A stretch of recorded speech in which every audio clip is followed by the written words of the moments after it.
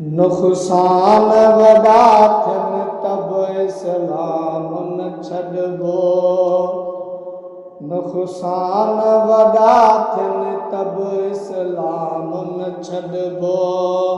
नाने जो मिठो दीन मिठो नाम न छॾिबो।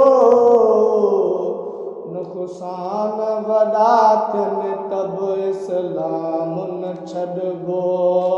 नाने जो मिठो दीन मिठो नाम न छॾिबो। नुक़सान वॾा थियनि तब इस्लाम न छॾिबो। बेपीर हणनि तीर भली जान फिदा थिए।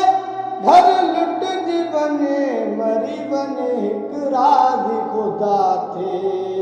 शरीयत जो सिधो रस्तो सुबुह शाम न छॾिबो। नाने जो मिठो दीन मिठो नाम न छॾिबो। नुक़सान वॾा थियनि तब इस्लाम न छॾिबो। सूरनि खे ॾिसी सब्र कबो वाइदो कयल वा। अल्लाह जी मिठी ज़ात सां जाम न छॾिबो। सूरनि खे ॾिसी सब्र कबो वाइदो कयल वा। अल्लाह जी मिठी ज़ात सां जाम न छॾिबो।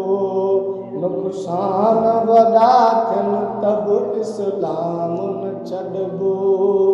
नाने जो मिठो दीन मिठो नाम न छॾिबो।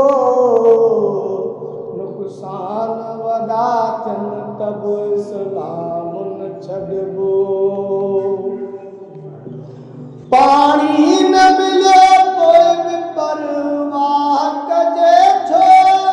उन इश्क जी मंज़ूर या ग़मगीन थिजे छो।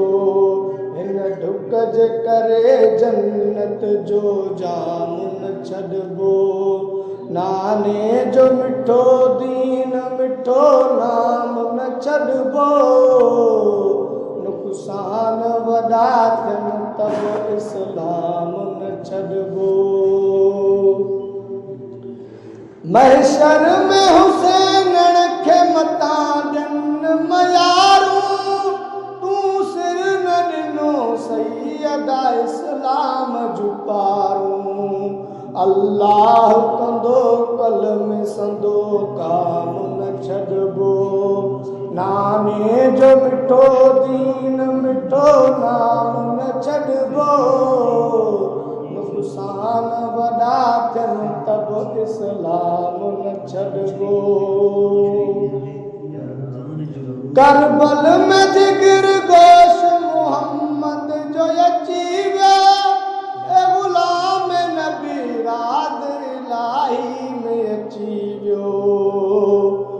करबल में जिगर गोश मोहम्मद जो अची वियो। ए ग़ुलाम नबी राज इलाही में अची वियो। तबलीग संदो ताज ताईं क़याम न छॾिबो। नाने जो मिठो दीन मिठो नाम न छॾिबो।